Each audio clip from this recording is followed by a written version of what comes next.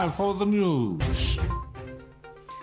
In today's top stories, Algeria and Belarus have signed several agreements and memoranda of understanding covering various fields on the occasion of Belarusian president's visit to the country. The signing ceremony was supervised by President Abdelmadjid Tebboune following his meeting with President Lukashenko. Foreign Minister Ahmed Attaf stated that the 12th session of the high-level seminar on peace and security in Africa, Oran process, which ended yesterday, holds particular importance as it highlighted the main challenges facing Africa. The UN voted on a resolution demanding the withdrawal of the Zionist entity from the occupied territories, while Algeria calls for an urgent and effective response to the Palestinian tragedy.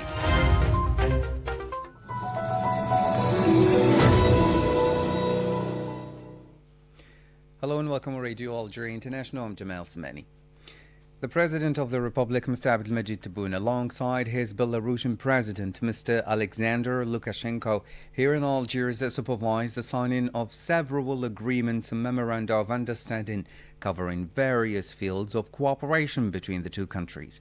These agreements were signed at the Presidential Palace following today's one-on-one meeting between President Tebboune and President Lukashenko. Before the meeting, the Belarusian president visited the Martyrs Memorial, where he laid a wreath of flowers and observed a minute of silence in memory of the martyrs of the glorious National Liberation War. He also visited the National Museum of the Mujahid, where he received detailed explanations on the different stages of Algiers' history, particularly that of the glorious Revolution of November 1st, 1954. Relations between Algeria and Belarus have in recent years witnessed growing political and economic momentum, characterized by the strong will of the leaders of the two countries to give new impetus to bilateral relations and to strengthen partnership and cooperation opportunities. The Belarusian president's visit to Algeria aims to strengthen bilateral relations through new agreements, joint projects, and increased high-level exchanges. Ahead of the visit, Foreign Minister Ahmed Attaf met yesterday with his Belarusian counterpart to review cooperation prospects. The Algerian-Belarusian Economic Forum, led by Minister Amel Abdelatif and Belarusian Minister Artur Karpovich, explored ways to boost economic partnership.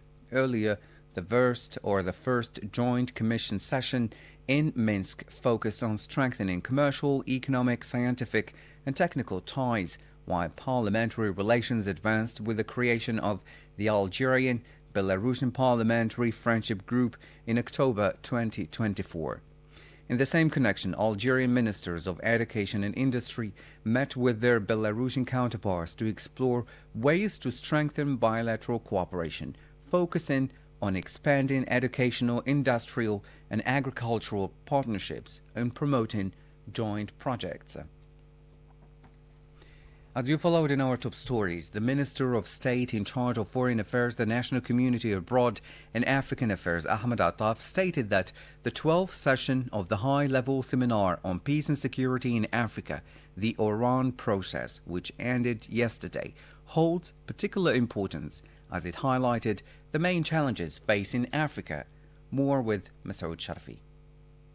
Mr. Attaf stressed Africa's security threats being unconstitutional government changes, terrorism and foreign interference, and the need for collective responsibility. لقد كان لدورتنا هاته أهمية فريدة ووقع خاص. Our session had a unique importance and a special impact. It highlighted the main security and political challenges currently facing our African continent, challenges that raise concern, challenges that require sounding the alarm, and challenges that awaken in us a sense of continental duty and collective responsibility. These challenges are currently manifested in a series of major risks, some feeding off others, forming a triad whose repercussions and consequences dominate the security landscape of the entire continent.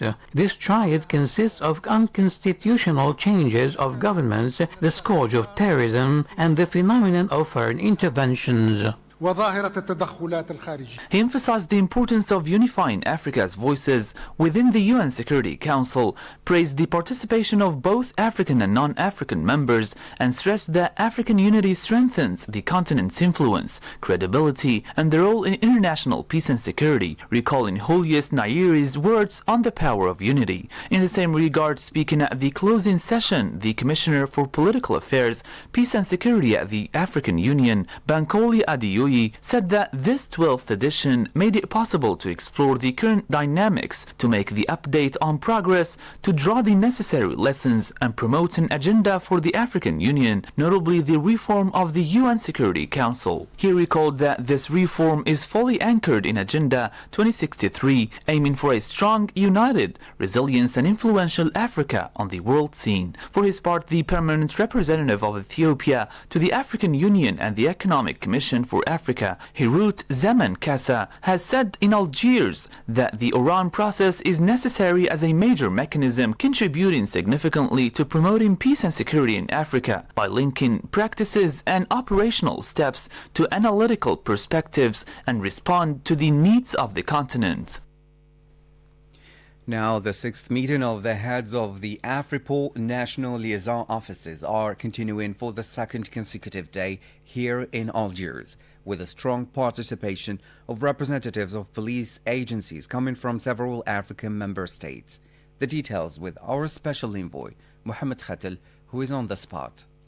Today, here in Algiers, with a strong participation of representatives of police agencies coming from several African member states. Today's proceedings focus more on the training field and the future directions of AFRIPOL's training and capacity building initiatives, in addition to the presentation of the analytical report on OTAPI 1 and OTAPI 2 operations aimed at identifying the criminal trends observed across several member countries, as explained by Ms.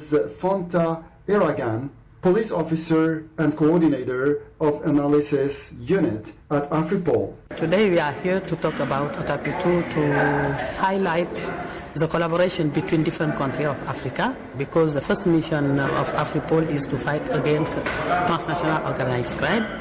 And OTAPI 1 and OTAPI 2 is the operation can demonstrate the role of AFRIPOL in fighting against transnational crime. It's worth noting that the proceedings of the 6th meeting of the heads of AFRIPOL National Liaison Offices will continue until tomorrow, Thursday, with the adoption by the member states of a series of recommendations at the end of their meeting. From the Golden Tulip Hotel, this is Mohamed Khatel reporting for Radio Algeria International. You're still listening to Radio Algeria International. Now to the Palestinian file. The UN General Assembly has voted in favor of a draft resolution demanding Israel's withdrawal from the Palestinian territories occupied since 1967, including East Jerusalem, and the full implementation of the legitimate rights of the Palestinian people, especially the right to self-determination and an independent state. More with Masoud Sharfi. The resolution received an overwhelming support. 151 countries voted in favor, 11 opposed and 11 abstained. The text reaffirmed the United Nations' ongoing responsibility for the question of Palestine until it is resolved in accordance with international law and relevant resolutions. It further stressed that a just, lasting and comprehensive solution to the Palestinian-Israeli conflict is indispensable for achieving stable peace in the Middle East, emphasizing that the principle of equality of peoples and their right to self-determination is enshrined in the UN Charter. At the same meeting, General Assembly President Annalena Baerbock said that the time has come to take concrete steps to end decades of stalemate. And it called on the Israeli leadership to immediately end violence and incitements against Palestinians and immediately halt the settlement, land grabs and annexation activities in the occupied Palestinian territory, including East Jerusalem. It makes clear that it has to end the violence of the settlers. As diplomats, we all know this is hard diplomatic work. And therefore, Excellencies, I want to be frank and clear. The quest for peace, stability and justice in the Middle East needs our United Nations. It needs this assembly to play a meaningful role. It requires every member state to walk the talk, to engage in this process, to uphold the United Nations Charter, to adhere to international law and the promise this institution made to all the people of the world 80 years ago. Let us recall once more, self-determination and the right to live in one's own state in peace, security and dignity, free from war, occupation, violence, is not a privilege to be earned, but a right to uphold. On this occasion, Algeria raised its voice before the General Assembly to demand an urgent and effective response to the Palestinian tragedy, reiterating its unconditional support for the occupied people and calling on the international community to transform its solidarity into concrete actions that will put an end to decades of injustice. Let us listen to the statement by Algeria's Deputy Representative to the UN, Tawfiq Koudri. وأمام هول هذه الجرائم فإن الجزائر تجدد تضامنها المطلق. In the face of such crimes, Algeria renews its full solidarity with the Palestinian people. We reiterate our full support to the Palestinian people to regain their full rights, foremost the right to self-determination and to an independent sovereign statehood with Jerusalem as its capital. Mr. President, only a few days ago, the international community renewed its solidarity with the Palestinian people. This solidarity must be translated into tangible action that ends decades of suffering and injustice. Proceeding from this moral and legal responsibility to do justice to the Palestinian people, Algeria calls on the international community to act immediately. The Palestinian presidency welcomed the outcome of the vote, interpreting it as a victory for the legitimate rights of the Palestinian people and as an international consensus in favor of the establishment of a Palestinian state with East Jerusalem as its capital. For his part, the representative of Palestine to the UN, Riyad Mansour, said that the Israeli occupation is attempting to jeopardize the ceasefire. Israel seeks the collapse of the ceasefire as it continues to pursue the three things that President Trump's plan denied it: forced displacement, occupation, annexation.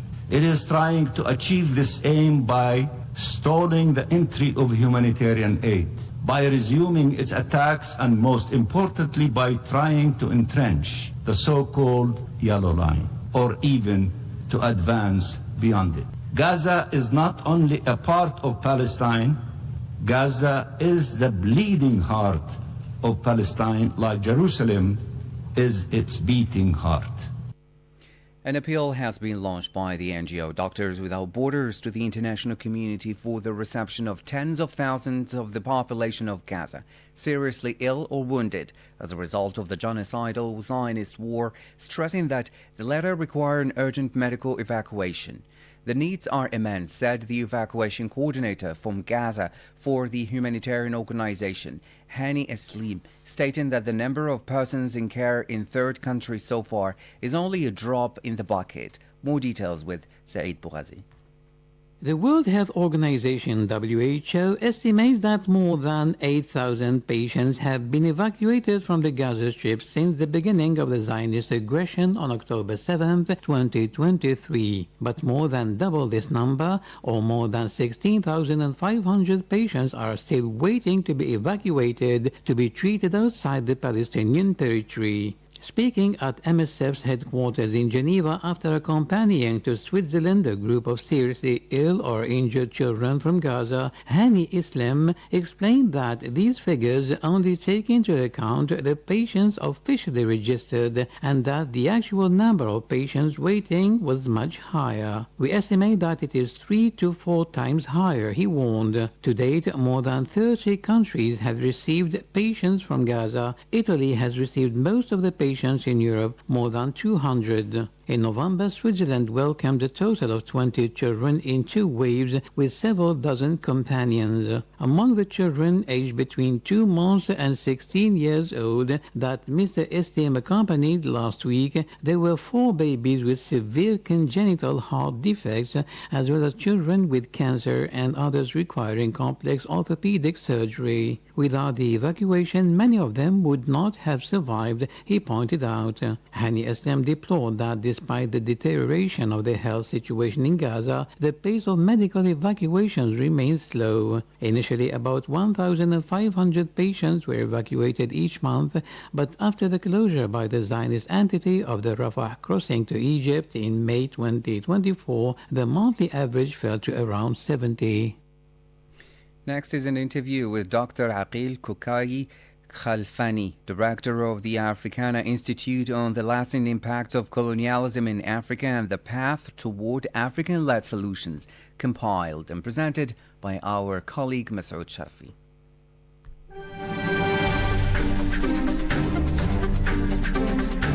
Hello and welcome to Radio Algeria International.